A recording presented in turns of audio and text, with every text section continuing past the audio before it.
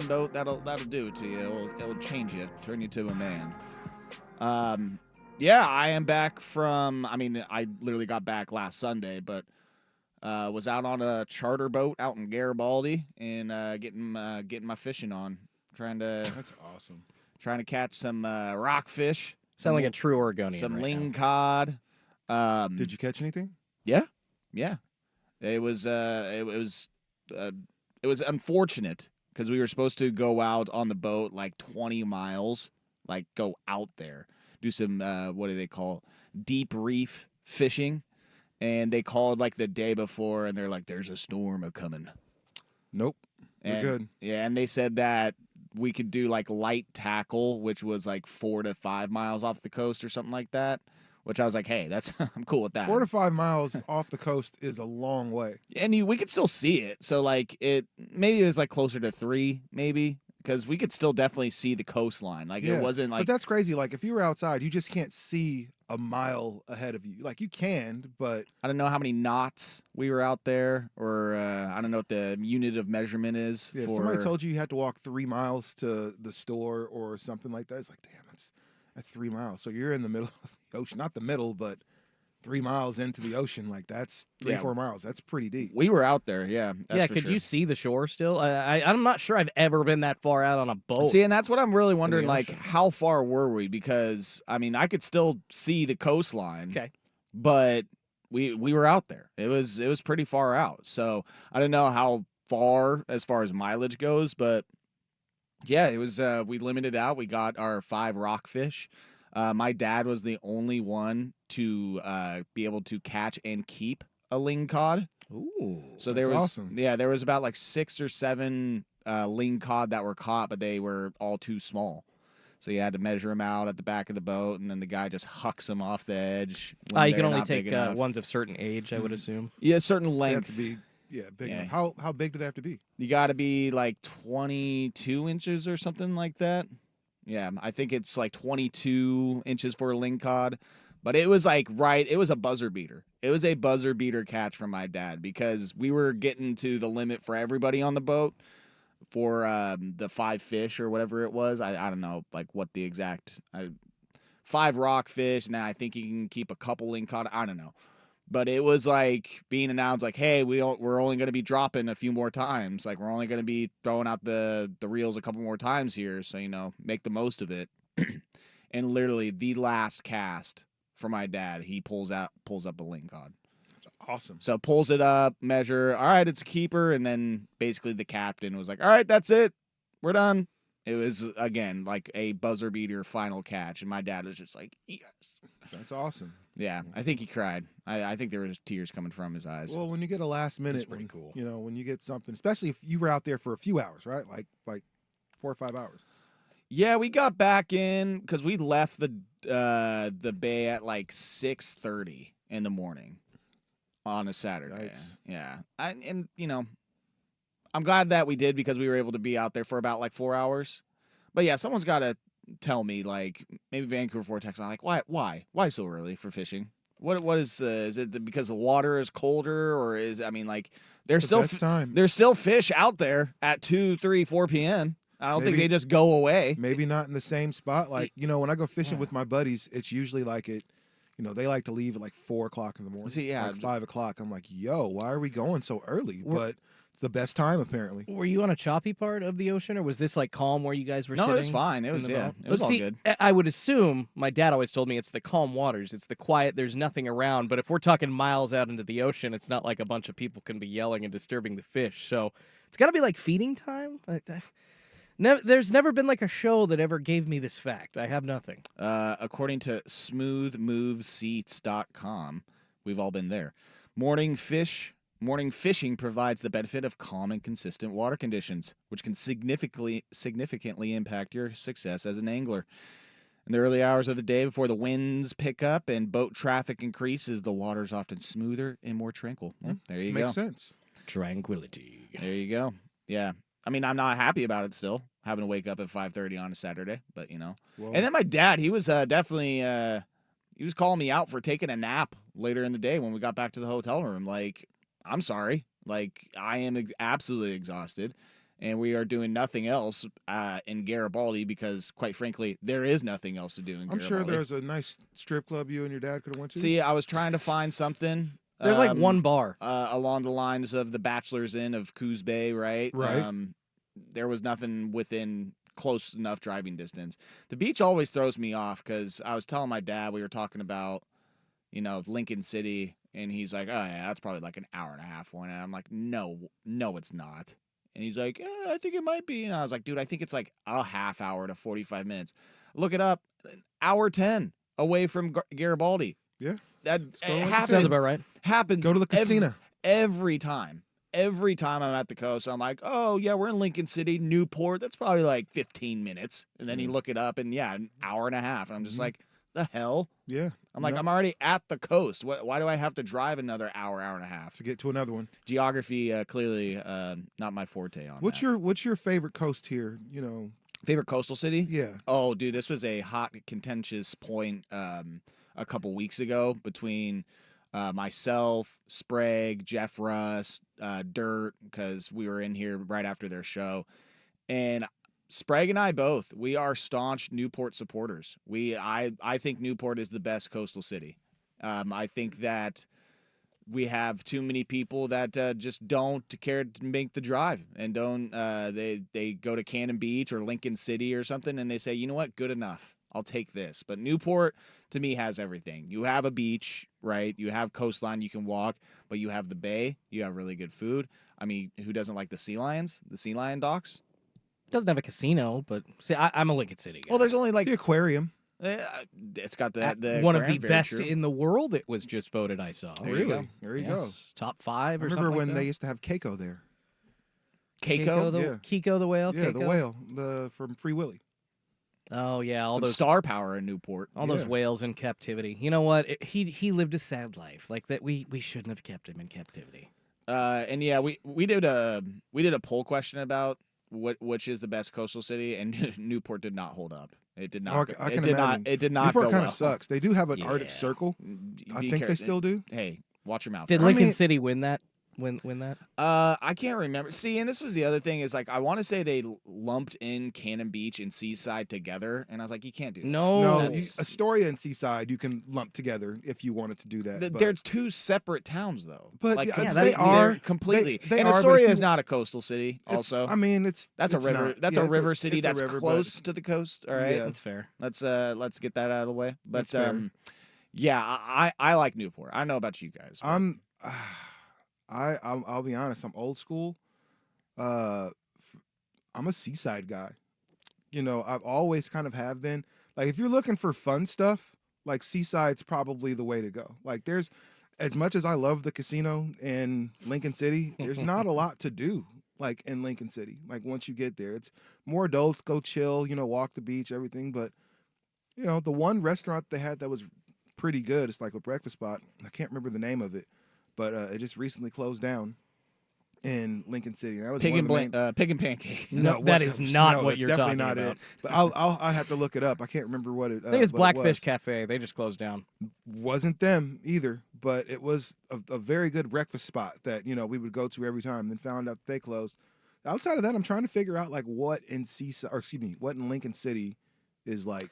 I mean, there's golf there. They See. got, I'm gonna. they got Salishan, which is right south of the So that's like- major area, which is a great golf course. That's the second golf course other than the Chinook Winds. You've got Fogarty Beach, which my wife and I were married at. It's kind of quiet down past Salishan. I mean, there's not just beaches to go to. They've actually got a movie theater there. They've got the downtown. Devil's Lake. Yeah, So you've got a lake and the ocean. You've got the downtown area in Lincoln City. I personally just love booking one of those spots down on First Avenue, in Lincoln City, like a quarter of a mile from the casino, and either catch a shuttle at the hotel or on a nice night, you can just walk your drunk ass back to your place. And for me, as the degenerate that wants to go place a sports bet but be right on the ocean, oh my God. And there really is more to do than just the casino. They got Gallucci's Pizza. Come on.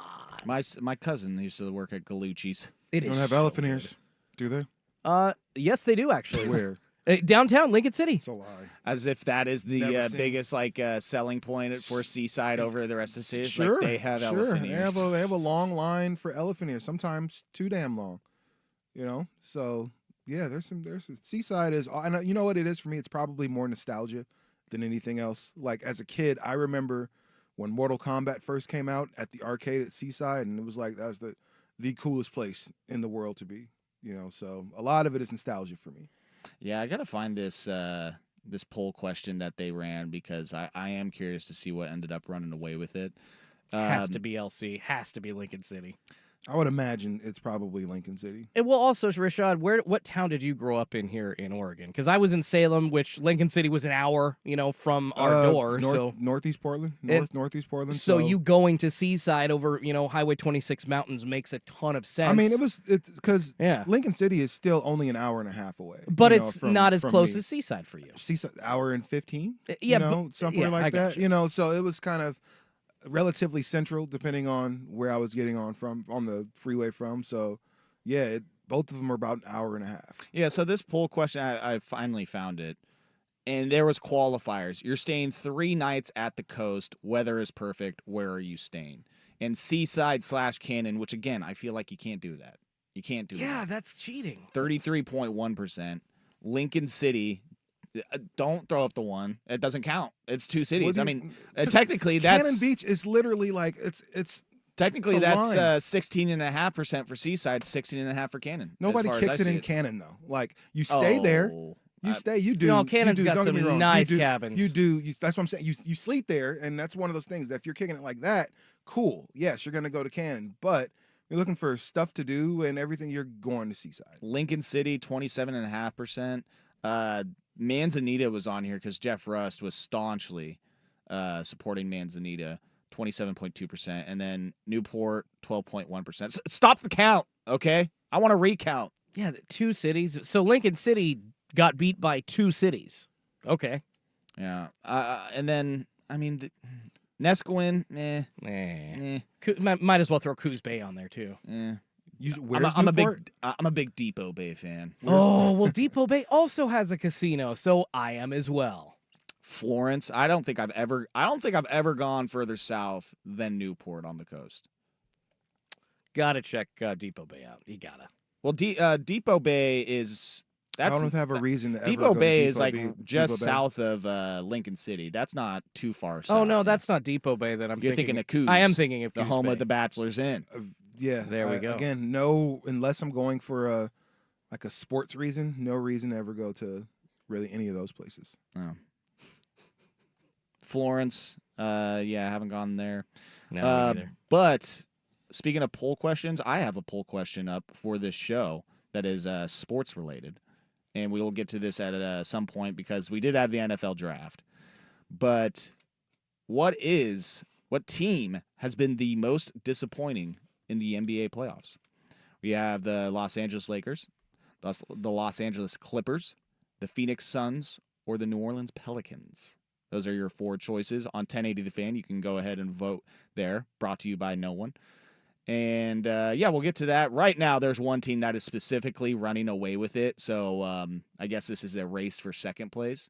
But you can go ahead and vote there. You can also chime in on the show. Vancouver Ford text line, 503-864-6326. They treat you right before, during, and after the sale. Visit vancouverford.com.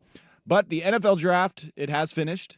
Also, before we get to that, we do have some fun with audio today. We have many audio clips. But the NFL draft has finished. All picks have been made, from Caleb Williams to Mr. Irrelevant. And there was one that stood out on Thursday, day 1, that had everybody talking, and I think you know who it was. We will get to that next to start things here on Sports Sunday on 1080 The Fan. For over 75 years, Rick Riel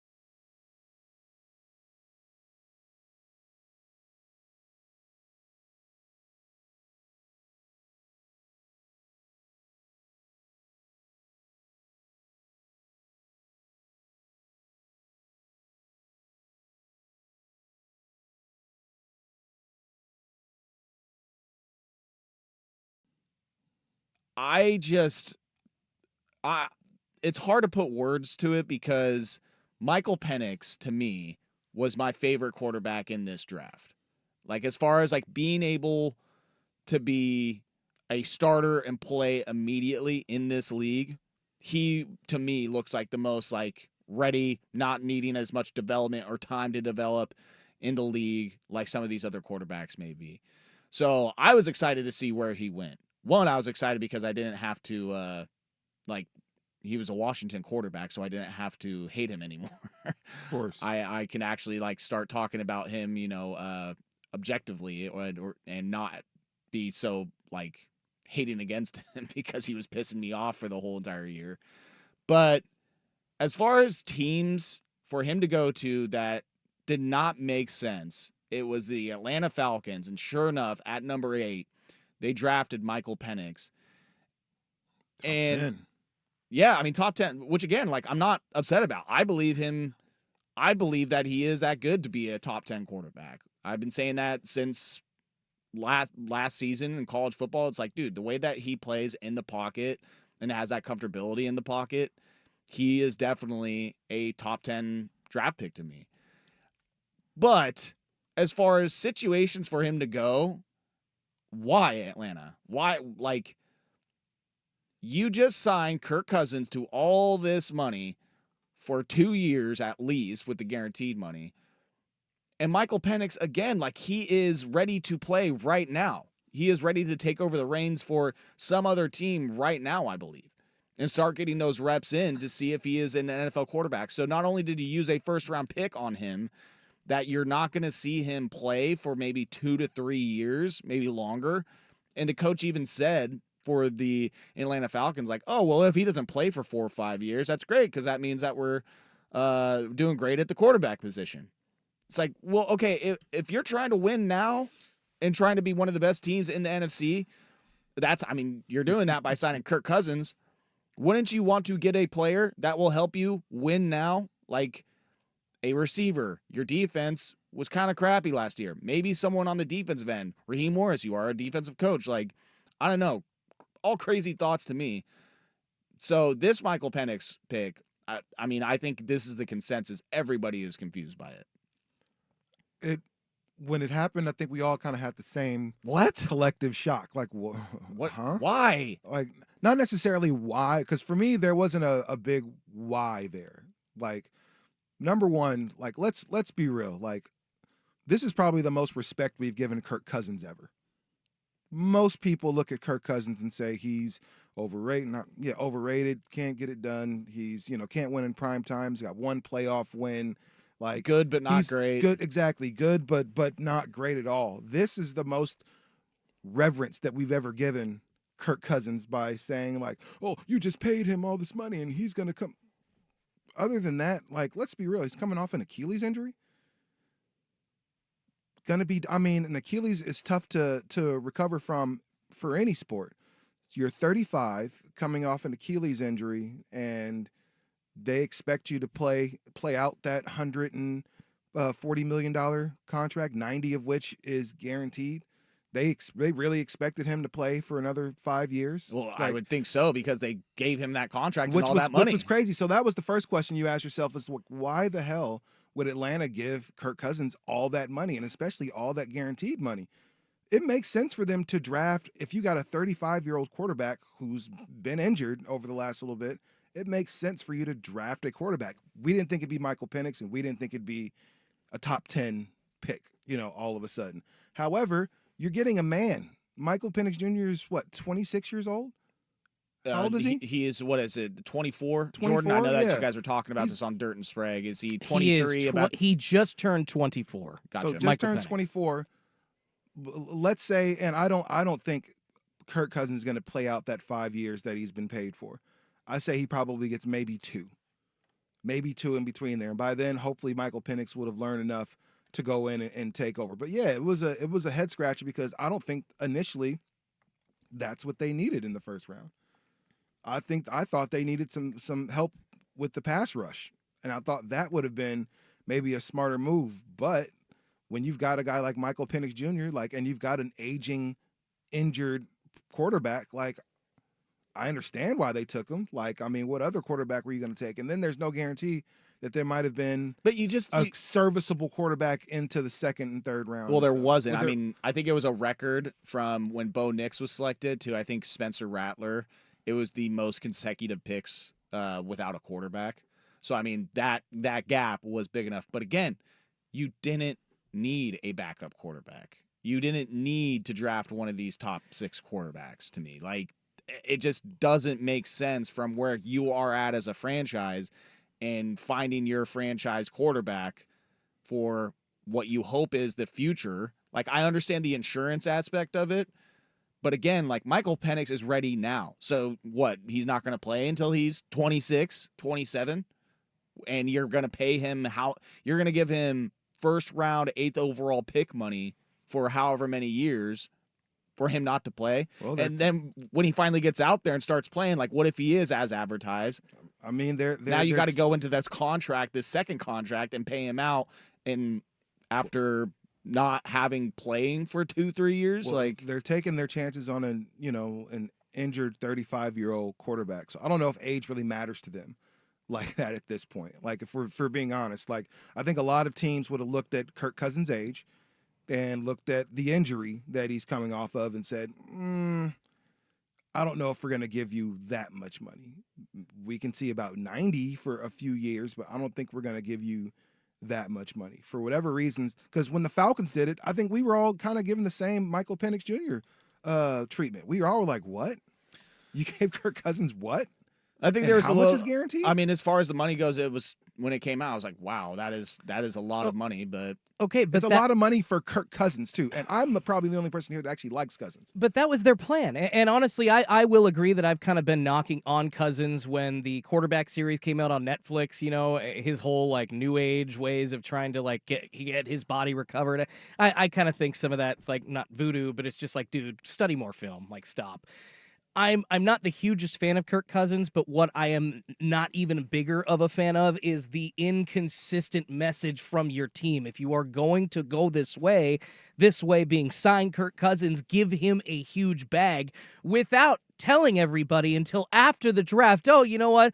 We have a Jordan Love type of situation in our minds with the 35-year-old quarterback we just gave a bunch of money and brought him in, which, by the way, that wasn't the Jordan Love situation. Aaron Rodgers had already won you a Super Bowl, so I don't know why you're bringing up those comparisons. And the second reason that comparison is wrong is because the Packers drafted Jordan Love, what, at 20, 21 out of Utah State? He was much younger. And I'm not trying to hamper on age, but it is worth pointing out that if this 4 or 5 year plan that they're trying to state is going to happen, which it's kind of hilarious at this point, they're literally trying to sit on the fence and ride both sides. If that's going to happen, Michael Penix won't be 27, 28 until he starts, right? Jordan Love just started his first year in the NFL full-time, 24 years old. He turned 25 during the season. It just doesn't line up. I'm not trying to hamper on age, but it doesn't make sense that you would waste a high draft pick when you could have had the best receiver or the second best receiver in the draft for Kirk Cousins to throw to. You said, Rashad, off the air, he needs an edge rusher, or Atlanta does. There's just multiple positions that you need in Atlanta. None of this makes sense to me, and their fans have a right to be pissed. well, yeah, I mean, you had like Dallas Turner available, the kid from UCLA, Leatu Latu, Mhm. like who people are saying was the best edge rusher. Like they were there. I mean, maybe an offensive lineman. Hell, I mean, there was just so many other needs for Atlanta for a team that finished 7-10 last year, and where offense it was like you are a quarterback away. So now you have two. Yeah, I think Atlanta knows what we know is that Kirk Cousins. But He's then not why that good give him right all now. that money? That's where I my mean, question is. I don't know. I think because I feel like they felt like they had to, and again, Within like that was the first thing. So, within like 60 days, you're already just like. So again, if you're looking to lose your Buyer's job, remorse. look no further than the general manager of the Atlanta Falcons, because again, you gave Kirk Cousins a lot of money, and then turned around months later, and then spent what's going to be a significant amount of money for a first round top 10 quarterback that you're going to spend as well. Like, I think they know that they needed a name. They needed somebody to make them forget about the crappy season that Atlanta had, or the crappy few seasons that Atlanta has had. And Kirk Cousins gave them a little pride, or a little And I think that you were hoping to get stuff to go with Kirk Cousins, but instead you called yourself building for the future. They don't have to draft a quarterback for the next couple of years because they know they got their guy in Michael Penix. And who's to say he goes to camp and Michael Penix isn't better than Kirk Cousins? We've seen it before. Well, then you're Johnny, then was it not Johnny Flynn? Not Johnny Flynn. I don't know, the Seahawks, The Seahawks. quarterback here. And then a guy named Russell Wilson. Yeah, but you came and used took his a spot. third, fourth round pick on Russell Wilson. Like if there was Talking something about to Matt Flynn. Matt Flynn. Thank you. Yeah, like A lot of less money, by the way. That was like a $30 million contract. But it I was think, huge maximum. at that time. At that Oh, time, it come was like, on. man, that's for Matt Flynn. Word. Compared to $100 guaranteed $1 million, that there was a different air, and they were giving money to running the backs. Matt still Flynn at that contract time in was the 3 NFL. years, $20 million, Thank you, 20. Yeah, not even 30. with 10 of it guaranteed. Like this would be egregious mismanagement if they signed Cousins and then they get into training camp and they're like, oh my God, Michael Penix is running laps around him. Well, Kirk, we don't see that happening. No. You I don't- guarantee that Kirk Cousins is your day one starter and will start the entire season Okay. as long as injuries don't happen. You are paying him $90 million. Oh, he's going to guaranteed. play. He's going to start. He's going to start. Yeah, like, you so, have to. like- You're paying him to. 90 of it is guaranteed to you. You have to start him. So So there- you're screwed either way. Like you got to play him, and that's why I just none of it makes sense. Like and you can't trade him because who wants that contract? doesn't make sense. None of it makes sense to me. You can text in 503-864-6326, the Fan Vancouver Ford text line to share your thoughts. I want to jump over to a few more of where these quarterbacks went, and also we're going to talk about where some of the other Oregon and Oregon State players ended up in these in the NFL draft, because there was one Oregon player people were wondering where the hell is he going to go, because he kept kind of dropping, and he actually found himself a pretty good home. So we will get to that next here, Sports Sunday, 1080 The Fan. Now, from the Fan Sports Desk, a Sports Center update on 1080 The Fan. First on The Fan, the NBA playoff action continuing through the weekend. Yesterday, a couple of decent games to watch out of the 4 that were being played. First, the Magic tying it up with the Cavaliers. Series 2-2, 112-89 with the win there. Franz Wagner, 34 points, 13 rebounds. Jared Allen leading the way for Cleveland with 21. You got the Thunder beating the Pelicans 106-85 to take a 3-0 series lead over Nolans, and it was a bad one for Larry Nance Jr. and C.J. McCollum. 9 points for Larry Nance, 13 rebounds. Shai Gilgeous-Alexander leading the way for the Thunder with 24. The Celtics over the Heat 104-84 thanks to 22 points from Jason Tatum, and the Lakers beating the Nuggets 119-108 to grab a game in that series. They are still down to Denver 3-1. You got game action starting in just about half an hour on ABC this morning. The 76ers hosting the Knicks. The Knicks do have a 2-1 series lead in that one. Philadelphia 5.5-point favorite right now at 12:30. Also on ABC, the Mavs hosting the Clippers, trying to take a 3-1 series lead. Then a 2-game TNT doubleheader for your nightcap at 4 p.m.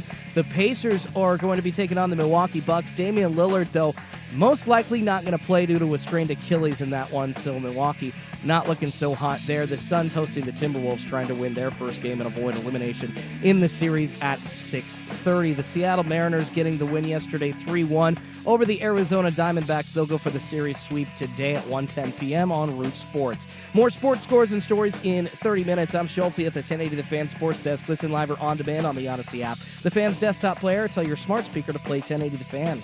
The Fan is live on YouTube and Twitch, and now Window Nation.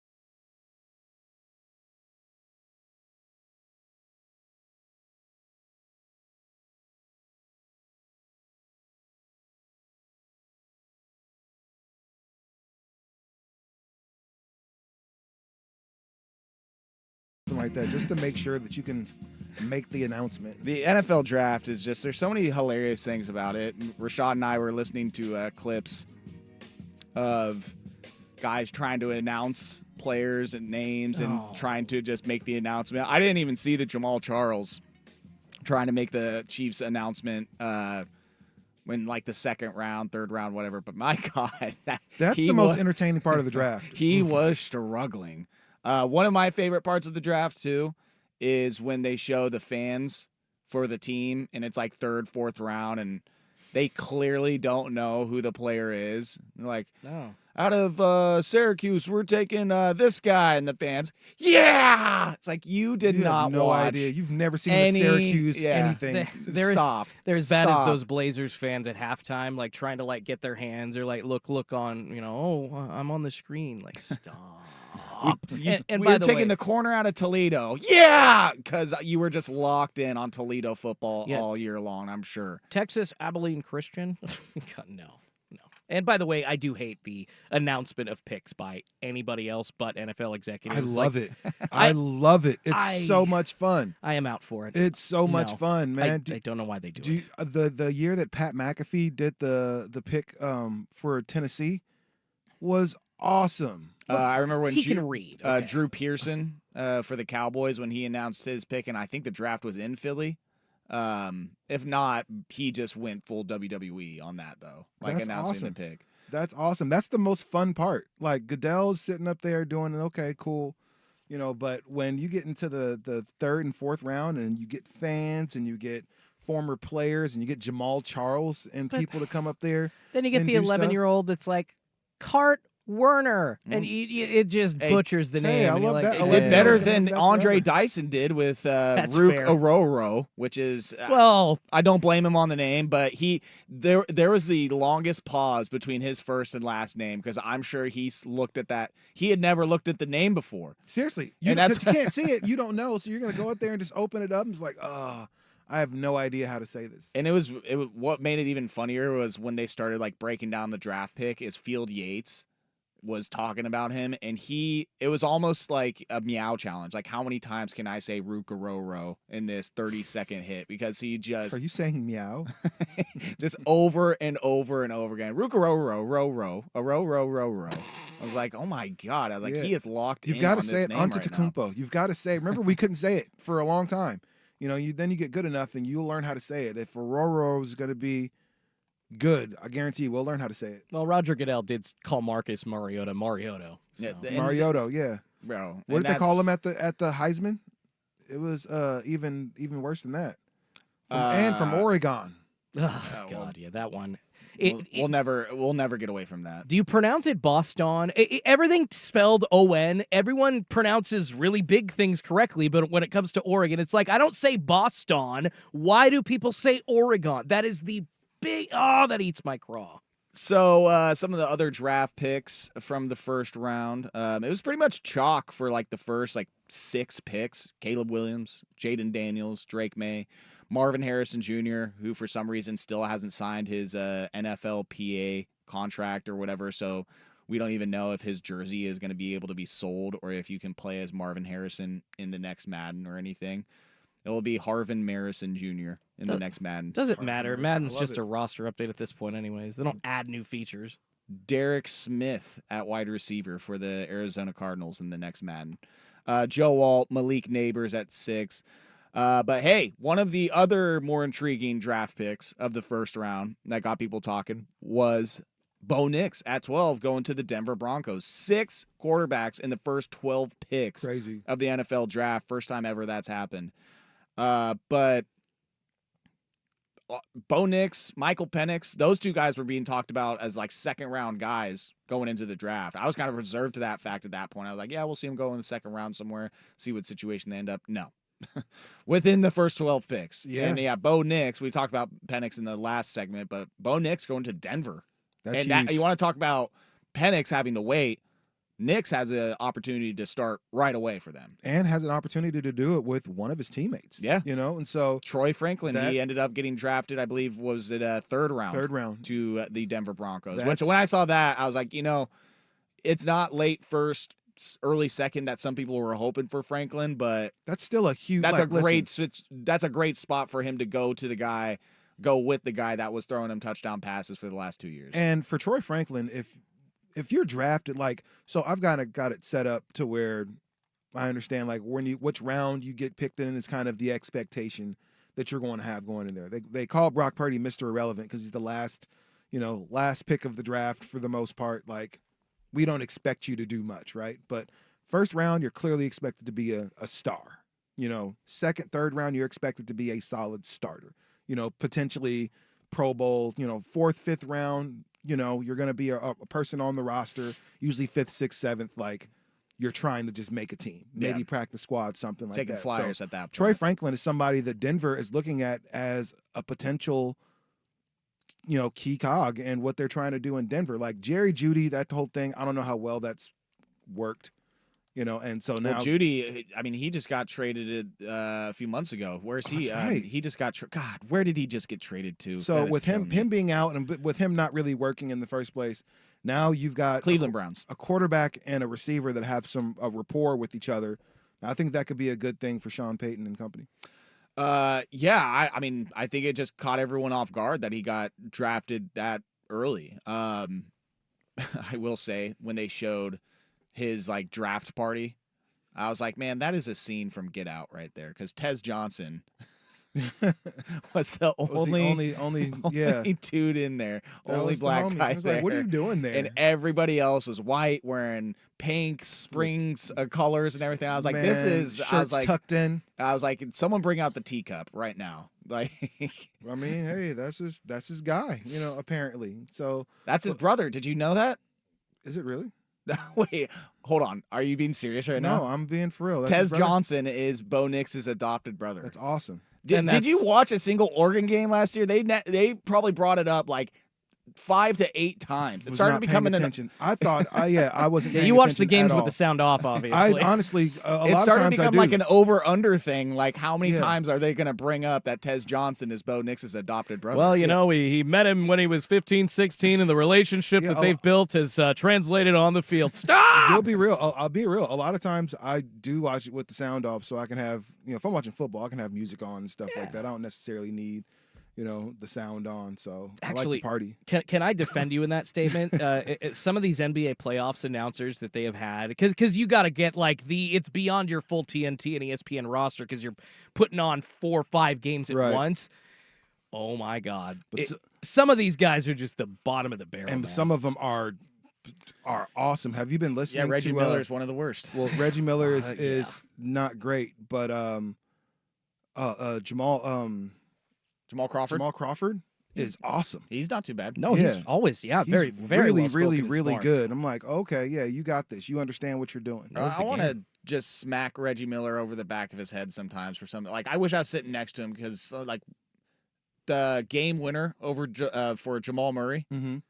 he literally, as Harlan is making the call and the shot goes in, game over. Like, doesn't let Harlan just make the call. He has to chime in and say something as the shot is going in as well. And it's just like, bro, like, let Kevin Harlan do this, please. And then he wouldn't shut the F up for the entire like time after the shot went in, and he just kept going and going. I'm like, dude, please, can Yeah, someone please gotta just cut the mic? Got to get his Just opinion. cut the in. mic, please. I think it was The game caramel 2. cat Yeah, I don't that like- nobody yeah, ever called him. Nobody ever called him. I think it was game 2 between the Knicks and the Never. 76ers. I mean, I feel bad for the announcer because it sounds like he has an actual speech impediment, but he kept calling like Tom Thibodeau, and then calling Hartenstein. And then I heard him like drop an R. Hartenstein. Yeah, and almost go like Wadio at some point. I'm like, oh God, like, is this guy actually like have like an impediment or something? And then Have I'm a like, if he stroke around the does, ear? why is he announcing an NBA game? Half of these Cut the names are mic. wrong. Yeah. Yeah. It's Maybe rough. he's doing it on purpose. Like that's his thing. His Stein. shtick. It All right. might be his shtick. I'll leave it to you guys. Do we go fun with audio next, or see where the rest of the Oregon State guys went? We can save fun with audio for the second hour. Let's save the fun with audio. Okay. Yeah. Next segment, we will talk about where all the other Oregon Duck and Oregon State players went. Next, here, Sports Sunday, 1080 The Fan. At Odyssey, we help protect this planet we all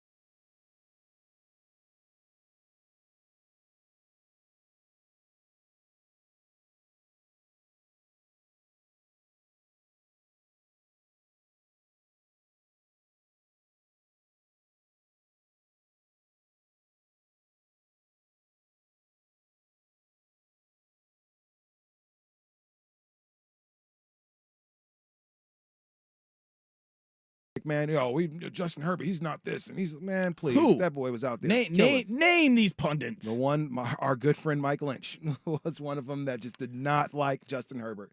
We got plenty of show tape where he was like, "Oh, I just don't see it." I'm like, "Bro, you are crazy." Well, going He is into the out there draft, killing. I think that he was not crazy about him being an NFL prospect, but I don't think he was saying as a Oregon Duck quarterback, like, Yes, he nah, was. he's a And, bum. he's like, nah, "Oh, he's no not, good. Yeah, he's not. I just don't see it.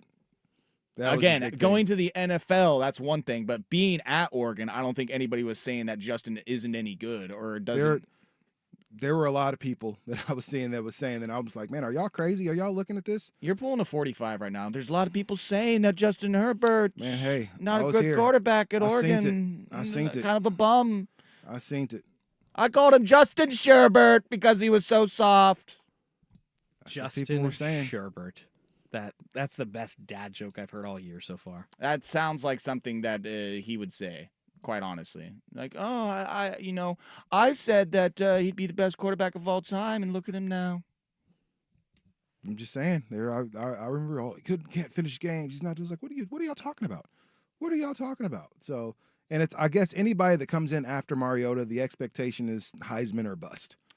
How dare you besmirch Mike Lynch's name? My guy knows. Do that? My guy knows better. Actually, and I will say I do remember Mike. He was one of them that, I mean, quite honestly, it's not like, as far as going into the NFL, I want to make that distinction clear. Going into the NFL as an NFL prospect versus a quarterback at Oregon. Those are two separate things. Like him being a quarterback at Oregon, He didn't think it was going to work. Great. He didn't think it was going to work As far as in the league.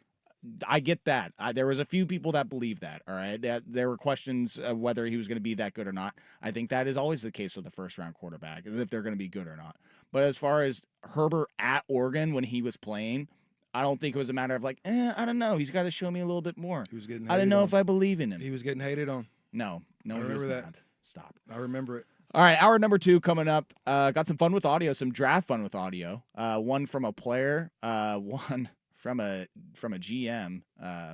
Jordan, I hope you got every single one of those. I think I listened 3 times. I think I did, but My I will God. have the dump button ready. I want to drink with this guy.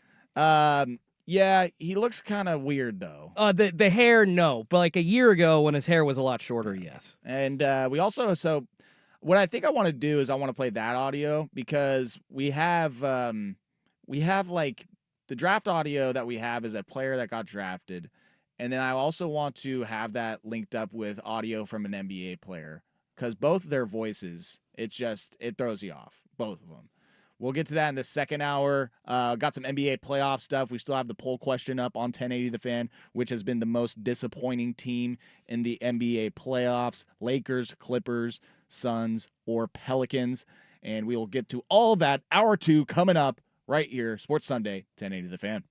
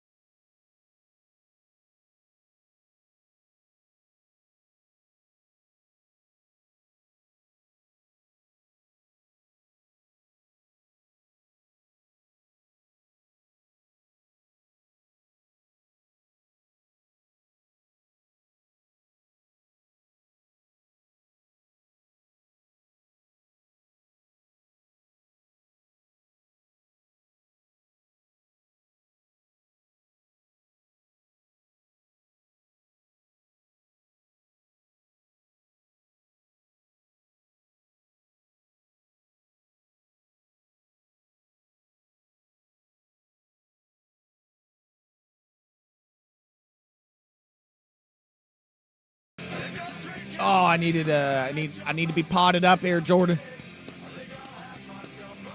Hold on, everybody. Yes! The swag. Oh my god.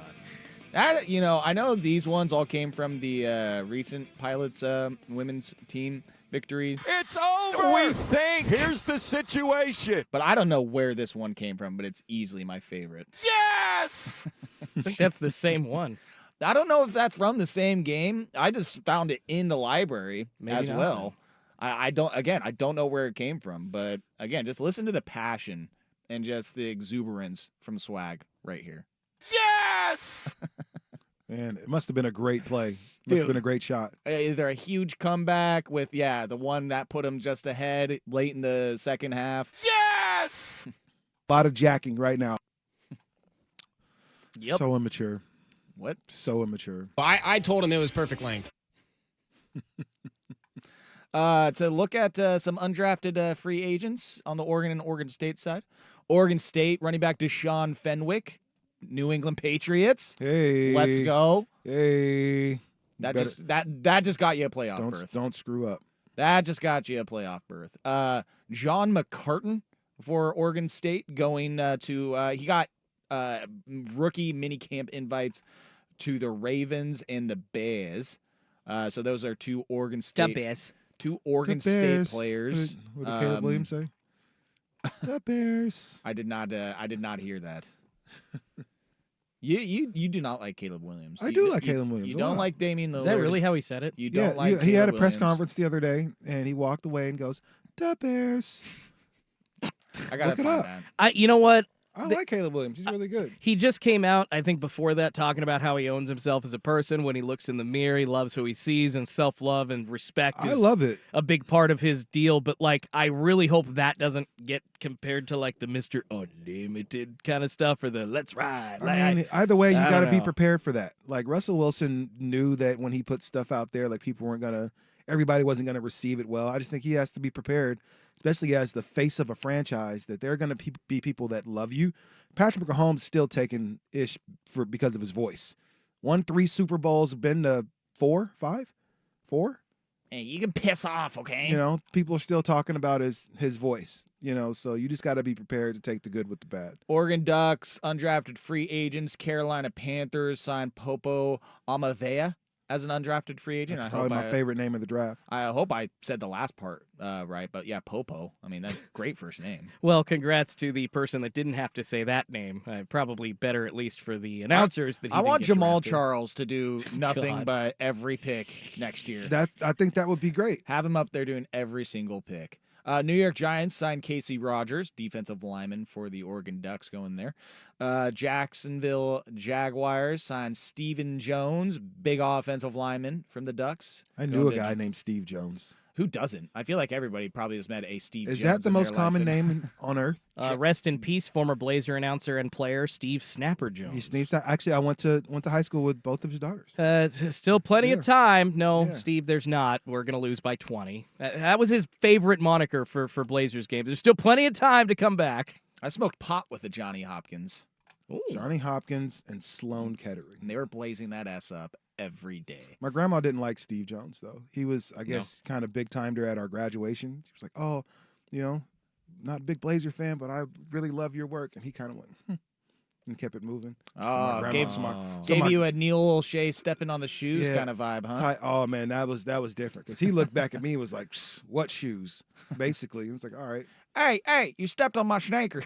yeah, hey bro, a dog, a, Hey, dog, A. yeah, hey dog, a.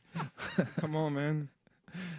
Oregon kicker Camden Lewis also going to the Denver Broncos. Stop. No, stop it. A rookie- Camden got a job. Qualifier, rookie mini camp invite. Rookie mini camp invite. This is not this is not an undrafted free agent contract. Yeah, I want to say that maybe. Well, apparently Alex Forsythe is just the GM of that team now, No kidding. making calls, telling him, "Hey, draft Bo Nix." Maybe he did the same thing. He's like, "You're gonna invite Camden Lewis to rookie mini camp, all right?" You Camden better." will be lucky if he kicks in the CFL. Like, that dude cannot kick past 40 yards. He freaking cannot. I saw him Maybe it make was just nerves. over 40 yarders. Okay, He Yeah, like can- twice. more than twice. All right, a few times in his career. Okay, He just didn't finish too strong. Just nerves. Okay. Just nerves. Yeah. All right. Do we have the Chris Ballard audio? Oh, we have it, babe. My God. He was none too happy about reports from Sauces about their wide receiver selection, Adonai Mitchell. Yeah, Chris out Ballard, of Texas. the Indianapolis Colts GM, by the way. Yes. He apparently there were reports about Adonai Mitchell. The one that stood out to me, because I think there was one like the whole character issues, but the other concern was that he doesn't manage his diabetes too well. That was one of the concerns about Adonai Mitchell, is that he doesn't take care of his diabetes as well as he should, apparently. That was one of the things going around. It's a pretty NFL. big concern. I mean, 20-year-old likes to eat sugar. I'm shocked. yeah, so that was one of the apparently two things that concerned GMs about him, which led to some sort of drop.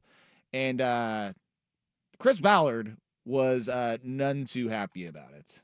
Where do we got this? Is it on the Sports Sunday page there? If you want to fire it off for me, Jordan. I don't know. I mean, I read some of the bullshit that was said on TV. I mean, just the typical, excuse my language, our typical league, unnamed sources, bad interview. That's such bullshit. I mean, it is. It's bullshit. Like, put your name on it. I'm tired of. We tear these young men down. These are 21, 22 young men. And if people out there can tell me they're perfect in their lives, it's crap. It's crap. This is a good kid. And, for those reports to come out, like, I said it last year, it's bullshit. I'm sorry. I apologize for the language. I don't, but I do. How many was that? Was that 6 or 7? At Beefs? least 6. I think love 7. It. I love it. Dude, It's okay to be passionate. He was clearly not happy about that, about the unnamed Sauces, talking about Adonai Mitchell, which, Jordan, I know you've had your feelings announced about this. I get it. I get why people are like, dude, put your name on it. Like, if you're going to say something, why don't you, like, stand behind it and say who you are and, what you are saying. I do get the side of it as, like, if you are a journalist being like, so wait, as long as I don't tell people who you are and your name and position or whatever, you're literally going to tell me everything. If I say it's like, oh on yeah, the record, if you don't say it's me, then yeah, I'll tell you everything that is happening in this room, what we're saying about this kid, it's like, well, all right, if that's the case, then yeah, I won't do it. I mean, because then also the journalist who's trying to get their access, if you do put their name on it after they say no, don't, then you're going to burn bridges. It's like, it's a tough game to play on the journalistic side of things, but I definitely obviously get Chris Ballard's side of it, especially when it comes to, 21, 22-year-old kids that are trying to make the NFL and trying to get drafted at a higher spot. And then because of reports of him not being able to manage his diabetes, like, that is what makes him drop and lose out on money and opportunities. And so I get it. Can we play it one more time? Because I do want to count how many beeps are in there. Sounds like Jerry Springer or something. I don't know. I mean, I read some of the bullshit that was said on TV. I mean, just the typical, excuse my language, our typical league, unnamed sources, bad interview. That's such bullshit. I mean, it is. It's bullshit. Like, put your name on it. I'm tired of. We tear these young men down. These are 21, 22 young men. And if people out there can tell me they're perfect in their lives, it's crap. It's crap. This is a good kid. And, for those reports to come out, like, I said it last year, it's bullshit. I'm sorry. I apologize 6. for the language. I don't, but I do. Yeah, I love it. I love that last part. I apologize for the language. Sorry about all the curse words, but I'm not gonna sorry at all. But I'm gonna keep cursing. Yeah. Man, that's funny. I will say I am staunchly on the side of Chris Ballard, but I am not on the side of his if he is one of those anonymous sources that you're kind of talking about. So if he uses the media, because this is one of my biggest things in sports, or just really reporting in general. Anonymous sources, if you are found to be proven wrong, I feel like you should have to be outed. Your name should be put out there as like, this is the person that gave me the wrong information. Like that's the rule. Credibility It's is- like, hey, this source was incorrect, so therefore this is the name of the person Exact- and where they Credibility is important. and that would kind of absolve. You made me look stupid, so Yeah. now I'm calling you out. Hey, this is the guy who told me this. And You a can go to source- him now. A source can be anybody. A source Exactly. doesn't have to be even a reliable source. Yeah. It can be, hey, I work in the trainer's room and I know he doesn't Yep. take his insulin every 6 to 8 hours like he's supposed to. It's like, I missed it that day or something else. So it can be, they don't even have to be, it could be the janitor of whomever cleans their dorm that Yeah. said that stuff, or it can be so. And that's the kind of the cold part about sources. Like, Hey, I don't put my name on it. I don't know nobody named But sources. he has poopy underwear lying around all over the locker room. No, okay? but oh if man, Chris he doesn't Ballard- wipe himself. He should probably shouldn't be a first round pick. Skid Mark Steve. You know what? I bet you in the next decade we're gonna see a story about a professional athlete like that. But if Chris Ballard is using these and doing what he's saying on the other side of this, in 6 months, come training camp, he starts to put a couple of rumors out there, like all GMs probably do. It's like, all right, bro. Put your money where your mouth is and don't practice that, please. Actually do what you preach and avoid using the media to just skirt real reporting rules and just, oh, crap. I hate when people try to craft their own narratives. I hate it. Ian Rappaport here with a report on why this left tackle is sliding down the draft boards. Ian, what do you got for him? Yeah, poopy pants, Tom. He apparently does not wipe as well as he should, and Doesn't he go front to stinks. back, and because of that, and doesn't do the courtesy. His ass back to just straight forward. up stinks, Tom. Back to you. Shows he doesn't have a lot of self discipline. Some more audio next from two different leagues, one from the NFL and one from the NBA, because it has to do with each of these players' voices, and one of them is just fantastic, and the other will send you down a rabbit hole because it does not make sense. We get to that next here. Sports Sunday, 1080 The Fan. Auto accident? Need a loaner today? Call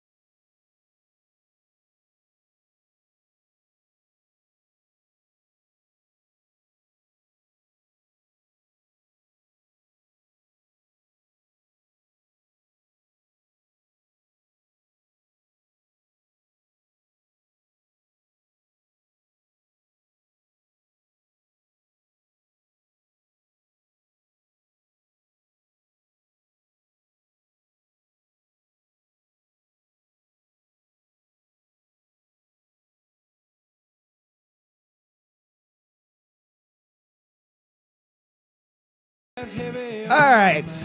We'll finish up the draft talk and transition into NBA talk in the same segment because we have clips of two different voices here. The first one, we'll start with the NFL.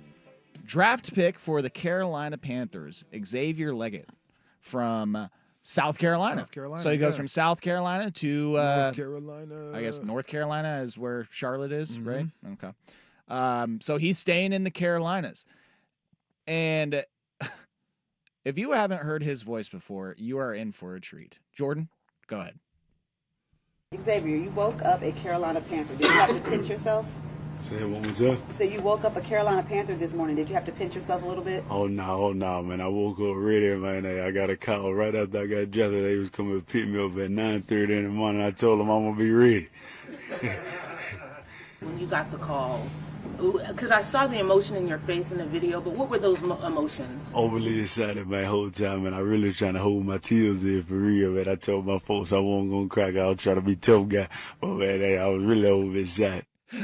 That's awesome. Dude, I love it. That's Farmer Fran. That's right a country there. boy right there. That is man. the best country accent. Like this fake Texas accent that some guy like. No, that country accent. I want anybody with a country accent to sound like that. It's a deep country accent, but you understood everything. It wasn't a Farmer Fran to where it was like, what did you say? You understood. You understood everything that he said. In between there. I thought that was.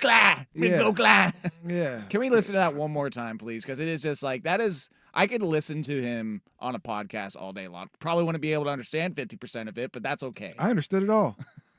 Xavier, you woke up a Carolina Panther. Did you have to pinch yourself?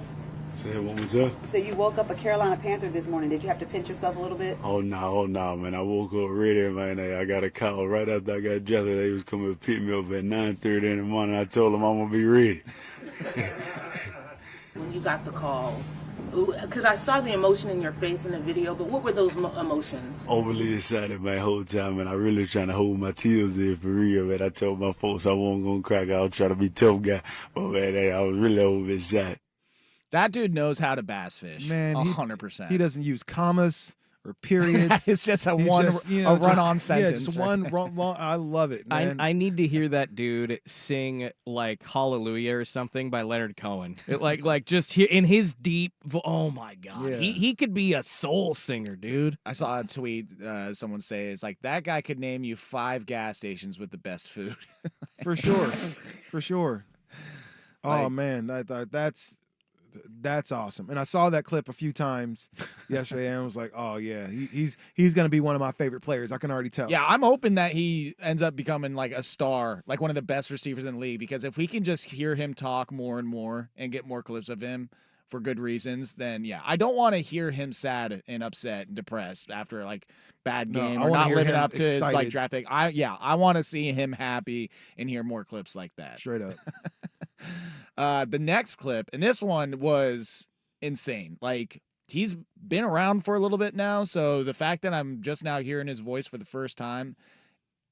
But Tyrese Halliburton, you had never heard him talk until I showed you these clips. I've heard him talk. Yeah, Honestly, okay. I just didn't pay much attention to it, I guess. Well, and also because it can just happen at any moment, apparently. Like maybe there are clips that you watched where this didn't happen. The dude legitimately has 2 voices, and it can change in a second. There's a clip going around on YouTube I was just watching. His voice changes 6 times in 60 seconds. And if you don't understand, just listen to his voice in this clip because it is unreal. We expect a great crowd. A lot of people are excited about what's to come, in the series, and just the energy in the city right now with everything that's going on, but especially with us. So, we're excited to go. But I'm not gonna do it. Go ahead. Not gonna do it. So if you didn't notice, about halfway through there, his voice, the octaves change completely, like from sounding like a man to a little boy, like within a split second. And he was on the Pat McAfee show recently. I don't know when exactly. National treasure Pat McAfee is. But it happened mid-sentence, and Pat actually asks him, and he's just like, your voice just changed, like just now. And he's like, Tyrese Halliburton says, he's like, Yeah, people tell me that all the time, that my voice just changed. So it's something that he doesn't even like control. Rashad, you brought up Karl Anthony Towns. He purposely changes his voice for the situation he's in. 100%. Like, if it is a post-game interview, like on the sideline, like, hey, Cat, you guys just won the game. How do you feel? He's got that Michael Jackson in him. No, he definitely has like a deeper tone. No, Michael Jackson's voice wasn't like, if you've heard him do anything. Kind of like this. No, but it was really a little bit deeper. Like if even he's like done real from the early 80s. No, yeah. no, just in general. Like his voice, that's what most people will say is like he didn't have like that high voice, and he did that, and would kind of switch back and forth from time to time. But yeah, there are a lot of people that say Michael Jackson has a deep voice. So I've got my best friend is an ENT specialist, so I've got to ask him exactly what this is, but I've got a pretty good theory here. So Tyrese Halliburton's 24 years old, and I don't know if y'all remember when we were younger going through puberty, like girls that, were much taller than us, like they kind of finished puberty at a much earlier age. Men are still growing up, and that includes our voices changing literally into our late 20s, sometimes our early 30s. Give them hot milk. We have little cookies. Cookies. Yeah, see, that is fake. That is Pleasantries, that is obviously like we can all add that nobody talks like this, like for real. That's bullsh. But anyways, Tyrese is 24 years old. It could be where he's literally in the middle in the last couple of years of a voice change. So you hear kind of like what that, that man voice sounds like, but then you hear his old high school voice kind of coming through. I'm telling you guys, when my wife met me, I think I was like 22, 23. She knew my voice wasn't done changing yet. If you hear sports updates from a decade ago from me, it's like, oh, sports scores and stories in 30 minutes. It's a massive difference. So I'm assuming Tyrese is just kind of, his body is fighting itself, and he's still becoming a man. That's crazy. Yeah, I went down a rabbit hole the other day of like just looking at Tyrese Halliburton interviews because I couldn't believe it. And sure enough, there's one, he goes on JJ Redick's podcast where his voice legitimately changes 6 times in 60 seconds. Like up, down, up, down, up, down. It's so bizarre. My voice changes too, but only during certain hours. If I'm on the phone and it's past 11, and yeah, I go from normal voice to demon voice. Yeah. What's up? You bro? like that? Yeah. You want me to do what to you? What? Speaking of Tyrese you Halliburton, can I just add that he went 1 for 12 from 3 the other night? The Pacers still beat the Bucks and still won. Yeah, it's just these shooting. He had in 12 the assists NBA though, didn't he? Is atrocious. He did have 16 assists. Yeah, actually. he had triple doubled stupid. it. Like, but 1 for 12 from 3. 1 for 12. And the most important stat, a dub. Yeah, and I think that's an important thing. And now he's going to have a much easier go at it because seeing the Dame and Giannis aren't playing today. Yeah. So, there's no Chris real Middleton reason. 50-piece coming in. Man, he better because there's no real reason that the Bucks should win this game. I did prop bet him to hit 4 threes. Who? Chris Middleton? Yeah. 4 threes? That's it? Well, I mean, you think initially, oh, he's going to hit like 7, but then you go through the game, he misses a couple. I mean, I think the odds for 5 are like plus 600 or 700. That's getting kind of up there. Is it like set at 4 exactly? It's not like a 3.5 or something? It's so you can do like 2 plus 3 plus 4 plus 5 plus. So it's got to be at least that number of 3-pointers. Okay. Yeah. All right, let's get to some NBA stuff. Poll question that I put up on 1080 The Fan. Who has been the most disappointing team in the playoffs? Is it the Lakers, Clippers, Suns, or Pelicans? We'll get to that next. The results here, Sports Sunday on 1080 The Fan. But first, Schultze with the Sports Center update. Now, from the Fan Sports Desk, a Sports Center update on 1080 The Fan. First on The Fan, the NBA playoff action continuing today. You got 4 more games on the slate, and actually 1 in progress as we speak. The 76ers hosting the New York Knicks, trying to even up their series in the first round, 2 games apiece so far. Jalen Brunson leading the way for New York with 10 points. The Sixers do lead that 22-15. Joel Embiid has 8 points so far for Philly. Coming up after that, you've got the Clippers in Dallas to play the Mavericks. Dallas trying to take a 3-1 series lead as a 5.5-point favorite. The 12:30 tip on ABC, a 4 p.m. tip on TNT. You got the Bucks in Indianapolis facing off against the Pacers. Suns Damian Lillard and Giannis Antetokounmpo. Indianapolis trying to take a 3-1 series lead there. And then the nightcap, a 6:30 TNT game with the Phoenix Suns trying to avoid elimination against the Minnesota Timberwolves. They are a 1.5-point favorite. The Seattle Mariners getting the 3-1 win yesterday over the Arizona Diamondbacks thanks to a 2-run bomb from Ty France. They're going to go for the series sweep this afternoon.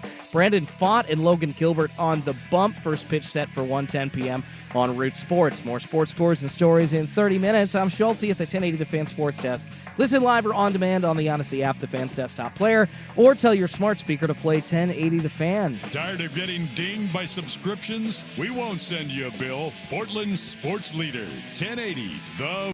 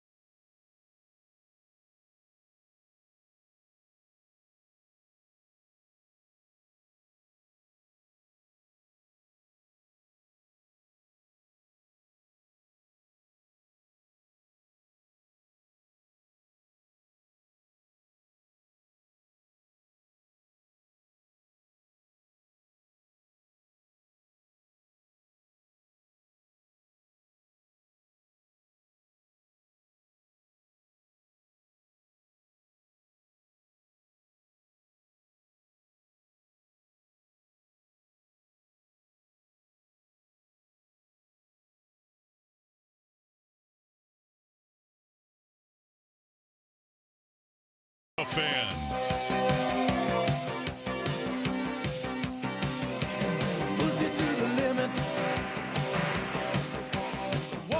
All right, the poll question on 1080 The Fan. The Sports Sunday poll question brought to you by absolutely no one.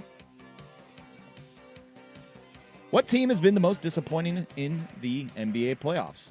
Lakers, Clippers, Suns, Pelicans. With 119 votes, far and away running away with it is the Phoenix Suns with 69.7% of the vote over those other three teams, the Phoenix Suns. How about this, though? a tie for second. 10.1% Lakers, 10.1% Clippers, 10.1% Pelicans. I've never seen this before on a Twitter poll. That's crazy. So, I mean, Suns, far and away on this poll question, the most disappointing team. And, you know, I tend to agree because you could make, I don't know if you want to call it an excuse, but Pelicans not having their best player, Zion. I mean, that you wonder how this series would be going with the Thunder. I mean, close first game. But, yeah, you wonder what game 2, game 3 would be like if they did have Zion out there. With the Clippers, Kawhi injured, not being able to play him the full minutes available and him having that knee inflammation, which the Clippers, that could be more so like one of the most disappointing teams of the last 5 years because of just what was expected of them, getting Paul George and Kawhi Leonard, and then look where they are, just constantly falling short. Really quickly, the Pelicans need Zion Williamson because CJ McCollum just doesn't play well in the playoffs outside of that one series where the Blazers got swept against the Pelicans because they were double teaming Damian Lillard, said anybody else beat us, and CJ had open shots. I mean, that guy, I think he started in the second quarter the other night to do okay in the last game, but he just cannot shoot when it comes playoff time. And Sprague put it perfectly on Friday. He still walks out of the court all happy, like, well, got my vineyard. It's just like so annoying to me that he just doesn't seem to care. And I'll bring something up on that for the Suns too, because there was something I noticed kind of in the same vein. But the Lakers, I mean, they are extremely disappointing because to the fact that, yeah, you're playing the Nuggets, right? They're the best team in the NBA. You could make the argument for they're the defending champions. So trying to beat the Nuggets and any of these teams, seems damn near impossible. Like they're just inevitable. They just chip away at you and then they end up taking the lead. Rashad, you had a stat, something like the Lakers have led 100 and however many minutes so far in this series, whereas the Nuggets have only led for like 40. So it's just, the Lakers are holding on to those leads and then they just lose it at the wrong time. Kind of a la that series, the Blazers and Warriors from a few years back. But the Lakers, I would say if it's not the Suns, the Lakers are the most disappointing because you literally have one of the best players of all time, LeBron James. You have Anthony Davis, who was actually playing. He's not injured. He is playing great through 3 quarters, essentially. And then whether that's the team or him just fading away in the fourth quarter where he does absolutely nothing for them, like that. I don't know what the hell is the problem with that Lakers team. D'Angelo Russell, you never know what you're going to get out of him any given night. Austin Reeves seems like he's one of the only players that cares about anything going on. Rui Hachimura is absolute no one on that team, does nothing for them seemingly.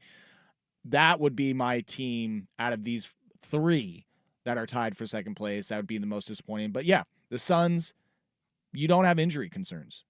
You have Kevin Durant, you have Devin Booker, you have Bradley Beal, 3 of the best offensive players, offensive scorers in the league. You have Yusuf Nurkic, who is a great center. Good center. There is no reason why you should be getting waxed the way you are. Like, these games aren't even competitive against the Timberwolves. And in that last game, the Timberwolves defense was absolutely lights out. They were smothering Devin Booker, Kevin Durant. They do not get a second to breathe. They are sporadic. They're speeding them up. They just seem like they're going a million miles per hour and just are making mistake after mistake, and shots aren't going down for them. And that is because of the defense. And you were saying about CJ McCollum and Sprague saying how it looks like he doesn't care. That's how he, quite frankly, has come across his entire career, even in Portland, is that it's just like, oh, we all good. It's all good. Bradley Beal the other night, as they're getting worked against the Timberwolves, he seemed like he didn't care. He was joking and smiling with Isaiah Thomas at one point, coming back from a timeout after they were down 15. I'm like, what? It's that whole like Derek Anderson thing when he was on the Cardinals. Like, I saw you laughing and smiling when you guys were losing. Why? Like, what is there to joke about? What is there to, laugh about at this time? Like, and then he doesn't answer the question. He just says he puts his heart and soul into it. And it's like, yeah, but we're wondering what you're joking about during a 20-point loss, dude, Derek. Do you guys answer the damn question? Do you guys realize what the expectations for you were coming into the season? It was to win a championship. Like, and then it's not going to happen if you're Bradley Beal right now. And you know that, and there's no, you're not going to win the series. These games aren't even close. like we're getting boat raced out there. Like if I crack a joke, I crack a joke. I got to sometimes you laugh to keep from crying. And I'm not gonna say I think that's what that was, but you know, these dudes are still human. They're still have the right to laugh or to do whatever. So I understand. No, I mean you're losing these games by a lot. By a lot. Like it'd be different if it's more disappointing, I think, when you lose close games. When damn, we were right there and lost by 3. We were right there and we lost by 4 last couple possessions of the game. These dudes are getting blown out of the water. Bro, if I saw the within Miami first few Heat games, like laughing, it is what I'd it be is. pissed the other night. I'm just saying. Like if I saw they don't even have fans in their stands. If you're the Miami Heat, fans are laughing. They're laughing with you. You know what I mean? They're not laughing at. They're laughing with you. They're not even at the games in the playoffs for the first 3.5 quarters. Unless it's close, then the game gets full. They're not even there. They show up for the last half of the fourth quarter. Seriously, like, and if it's close, if it's not close, then man, we're out there on South Beach. The one thing that I will say about the Suns is that if you have anything to have a optimistic outlook, is look at the team you are facing right now, the Minnesota Timberwolves. They made a huge trade to get Rudy Gobert last year, and in that first year, it didn't work out. I mean, they got the 8th seed last year, 7th seed, I believe. It did not work out the first year, this Minnesota Timberwolves team with Cat, Rudy Gobert, and Anthony Edwards. Now you could say that the leap in play, the leap in what you're getting from Anthony Edwards from last year to this year is noticeable. I mean, he is becoming a bona fide star in the league, top 10, maybe top 5 player in the league here in short order.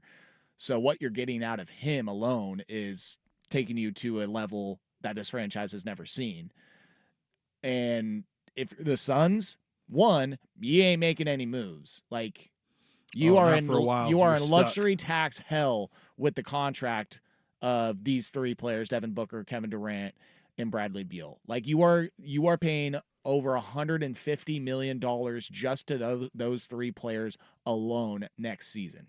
Bradley Beal's contract is locked up for a while. Kevin Durant, I want to say, is locked up for at least 2 more years. And then Devin Booker, I think, for another 2 or 3 years as well. So the Suns, like, nothing's going to change as far as your big 3 goes. So a matter of being able to build out a team and have a little bit more defensive prowess as well. That's what they have to look forward to for next year, because Devin Booker even said it before the season. He's like, honestly, just being honest, I really don't know how teams are going to defend us. Well, they figured it out. Like, they're defending you very well at this point, and quite easily, it seems. And when you don't do anything else, like, Devin Booker is a great offensive player, not a great defensive player. Kevin Durant is a great one of the best offensive players we've ever seen in the league, not a great defensive player. Bradley Beal is a great offensive player, and again, not a very good defensive player. And on the other end, Anthony Edwards is a dog on both sides of the ball. Gobert is a dog. Man, Jaden McDaniels is a dog, both sides of the ball. So I'm not super surprised that this is happening to this team. Like, for me, I'd be more disappointed in the Lakers. Again, when you have LeBron and Anthony Davis, who are really playing their hearts out, I feel kind of bad for those dudes because they're out there really, really hooping, and they're really getting no help. Austin Reeves for 2 of the 4 or 5 games has been, or 4 games has been, 3 of the 4 games, has been okay. D'Lo for the 1 game that they actually got close to winning, outside of the game they actually won, like that was the only one he was great in. This team, Darvin Ham, it's not the guy. This Lakers team, Taurean Prince is your only bench scorer or anything like that. You have nothing. You have absolutely nothing. And yet and still, you've held the lead in all 4 games that you've played so far and still lost 3 of them. That's crazy to me. That's insane to me. So, yeah, the Lakers are super disappointing because at no point was the Phoenix Suns in a position to be winning the game. At no point. I think they've been losing every game that they've played. Every game the Lakers have played against Denver, they've been up at least going into the 3rd quarter. They just can't hold on to a lead and end up tricking it. So I like this Minnesota team. I think they can compete with anybody. It's weird to say that. Like, I like Rudy Gobert, Karl Anthony Towns, Anthony Edwards. Like, but watching them play over these last 3 games, and maybe it is the other guys like Naz Reid as well. Oh, right? 6th man of the year, right? yeah. Nikhil Yeah. Alexander Walker. Both of those guys. like, Actually, Nikhil Alexander Walker was Blazers legend. Well, the Blazers had the option to keep him, and they decided to keep Elijah Hughes, who I think shot 15% for the Blazers the rest of the season. God, yeah, we know how to identify talent here in Portland. Totally. So the Minnesota Timberwolves, they have a chance to make history and get their first ever series sweep tonight on TNT at 6:30. If that happens, that'll be must-watch TV on NBA on TNT. That's for sure. I'm looking forward to seeing this. I think Minnesota can give Denver a run for their money. The way that they play, and that would be the next round matchup. Would be the Timberwolves versus the Nuggets. Sign me up. The way they would run over the Lakers, that wouldn't even be fair. But the way that they play, the way that they shoot, the way that Anthony Edwards is able to get to the cup, and Cat is really flourishing in this role as the number 2, as opposed to being the star of the team, the person that is focused around him, moving to that 2 spot or to that number 2 option and letting AE work. This team is fun. Chris Finch should be coach of the year. All right, let's wrap things up. Let's take a look at the game in progress and also some other games that are on the horizon for NBA playoffs. Wrap the show up next here, 1080 The Fan, Sports Sunday.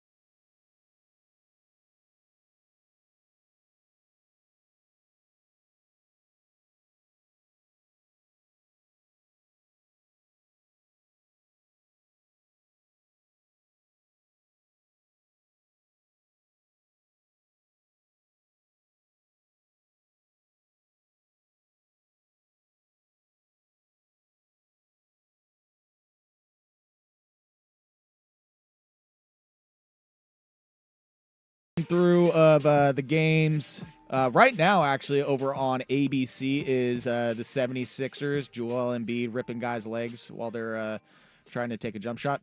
And over the Knicks right now, 29-25. Interesting stat that I saw the other day that Joel Embiid has just as many flagrants in his career in half the games as Draymond Green. So, and if you saw what he was doing the other night against the Knicks, my God. I wish I could commit that many flagrants and still get 21 free throws. That'd be nice. Hey, I mean, I think it's reparations for him just because he gets beat up a lot down there. Well, that's called being a center in the NBA. Well, I'm saying because I'm a center, I got to get beat up on all Yes. day. Like That's literally what Kareem Abdul-Jabbar made a living doing and was the best at. Because that doesn't happen to Jokic, right? Does it? Yeah, and he doesn't, and he's not a dirty player. Yeah, he fights through stuff all the time. There were at least 2 calls that Jokic weren't is so fouls. perfect. No, that's not he's the point. pretty good though. It's the lack of calls sometimes. Bro, the most egregious one from Embiid was when he straight up threw his ass into OG Anunoby towards the end of the game. After it's a hip check. It's a nice little hip check. I don't know if you saw it. You need to look it up. That is a foul. It's defense. It is a foul. Egregious. It is. My God, dude. It's a crazy foul. Clippers Mavericks at 12:30 on ABC. The Mavericks looking to go up 3-1 in that series in Dallas. And boy, the way that they looked the other night, that team is starting to click. I mean, they've been playing a lot better throughout the season as it's been ongoing, but the other night with Gafford and PJ Washington, what they were contributing as well, like that team is starting to go. It's Kyrie. The way Kyrie has been playing. Kyrie didn't even have like that crazy of a game points wise. And he hasn't been, but it's just him making the right plays, making the right passes, and then being able to take over scoring. This is probably, even though he doesn't seem as effective scoring, this is the best we've seen Kyrie play in the playoffs. Kyrie had 21 the other night on 8 of 17 shooting. Luka had 22 on 7 of 25 shooting, and they still won by 11. Yikes. Hey, man, Paul George needs to figure it out. Like right now, it's playoff poopy. It's That's what crazy to see James Harden be the best player on this Clippers team, as they're down 2-1 right now. Yeah, the Clippers need to win this one. I mean, they looked cooked the other night, and it sucks to see with Kawhi. I mean, like he just can't move. One of my favorite players, but dear God, he is just so brittle and made of glass, man. And those knees, it's like Kyle from South Park. They're about to explode. Bucks Pacers at 4:00. Dame will not play. Giannis is not playing. The Pacers are favored by 10.5 in this one, and are looking to go up 3-1 in Indiana.